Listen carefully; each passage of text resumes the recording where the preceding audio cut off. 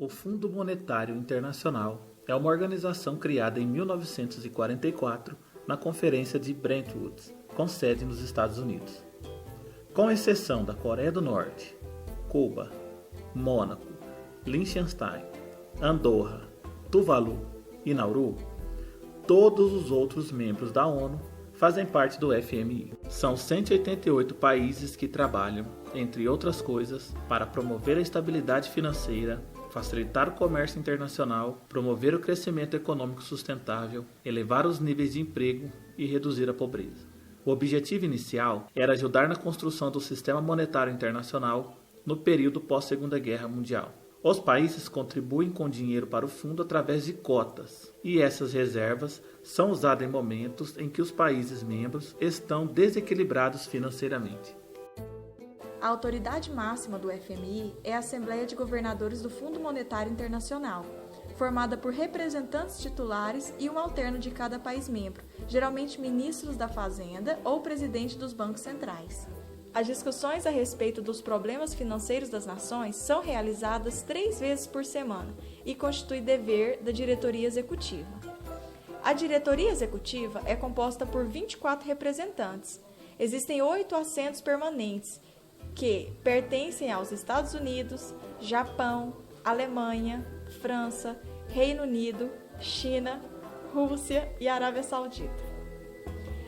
Os outros 16 membros da diretoria são eleitos bienalmente entre os outros países. Bom, sabemos o que é o FMI e chegamos à conclusão de que é um banco internacional que guarda o dinheiro dos seus países membros para um evento futuro de extrema necessidade emprestar a ele com juros baixos. O empréstimo se dá da seguinte maneira: o país membro o solicita e o FMI concede. Parece simples, mas não é. O pedido de sobremaneira é simples, porém a concessão desse pedido dependerá de acordos firmados entre o país membro e o FMI. Esses acordos se dizem respeito às medidas que o país solicitante tomará em relação ao problema enfrentado. As medidas são encaminhadas em forma de carta de intenção à diretoria executiva do FMI, que, uma vez aprovado o pedido, o dinheiro é liberado de acordo com a execução das medidas do programa econômico apresentado. Para conceder os empréstimos, o FMI criou a chamada linha de crédito, para atender às solicitações dos países membros. 3 as linhas de crédito. Primeiro, tem a linha de crédito ampliada, principal ferramenta do FMI para fornecer apoio de médio prazo a países de baixa renda com problemas prolongados do balanço de pagamento. Atualmente, esse financiamento tem taxa de juros zero, com carência de 5 anos e meio e vencimento final em 10 anos. Segundo, a linha de crédito stand-by oferece assistência financeira a países de baixa renda com necessidades de curto prazo do balanço de pagamentos. Atualmente, este financiamento também tem juros zero, com carência de 4 anos e vencimento final em 8 anos. Por último, tem a linha de crédito rápido. Oferece assistência financeira imediata com condicionalidade limitada a países de baixa renda que enfrentem necessidades urgentes do balanço de pagamento. Esta linha de crédito simplifica a assistência emergencial do fundo a países de baixa renda e pode ser usada de forma flexível em diversas circunstâncias. Atualmente, esse financiamento também conta com juros zero, com carência de 5 anos e meio e vencimento final em 10 anos. O crescimento econômico global, na reta final de 2014, abre aspas, é medíocre, fecha aspas, afirma o economista-chefe do Fundo Monetário Internacional, FMI, Oliver Blunt, no último relatório trimestral Panorama da Economia Mundial do organismo, divulgado na manhã desta terça-feira. A expectativa para o Produto Interno Bruto, PIB, do conjunto das economias recuou 0,1 ponto percentual em 2014 para 3,3% e 0,2 ponto em 2015 para 3,8%.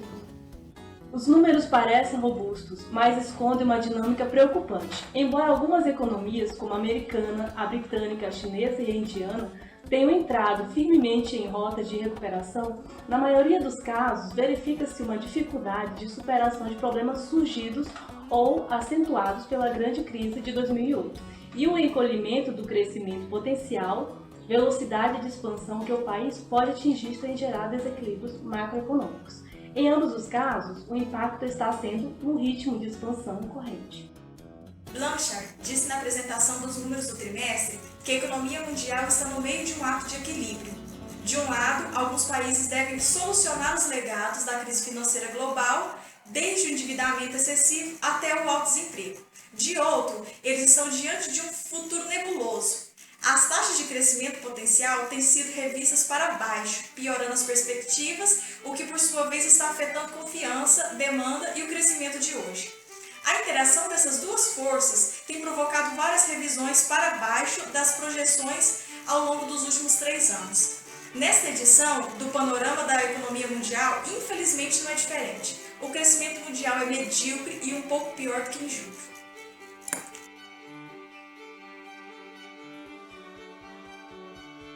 Em 2005, a dívida externa brasileira representava 51,2% do PIB. Mas é importante lembrar que nem toda a dívida externa brasileira se refere ao FMI. O Brasil fechou empréstimo com outras entidades, como, por exemplo, o Banco Mundial e o Banco Interamericano de Desenvolvimento. Sem contar que existem os títulos da dívida pública, que na maior parte encontram-se nas mãos de investidores e empresas privadas. A história da dívida pública brasileira se iniciou há muitos anos, na época em que o Brasil ainda era colônia portuguesa e realizou empréstimos para saldar dívidas com Portugal. Depois disso, foram sendo feitos sucessivos empréstimos com o intuito de sanar a primeira dívida ou na tentativa de alavancar a economia para que fosse possível saldá-la. Mas todas as tentativas redundaram em fracasso, explodindo em 1982, quando se iniciou a pior crise financeira pela qual o país já passou. Durante 7 anos, a renda per capita brasileira caiu sem parar até 1992 e a inflação chegou a 2.700% em 1993. Mas o problema com o FMI começou, na verdade, durante o período da ditadura militar, quando em 1973 ocorre a crise do petróleo, que fez com que o Brasil se visse obrigado a recorrer ao FMI em 1982, quando já não havia mais outra saída para enfrentar a crise que se abaterá sobre a economia. A partir daí, o que se segue são negociações em torno de novos empréstimos e tentativas de procrastinar a dívida. Em 1985, o FMI suspende a ajuda pelo descumprimento de algumas metas e só retoma as negociações em 1988, quando o Brasil fecha mais um acordo de 1,4 bilhões de dólares, dos quais só recebe 477 milhões de dólares. Em 1987, o Brasil havia decretado moratória unilateral e suspende o pagamento da dívida e só volta a renegociá-la em 1994, regularizando o seu crédito externo.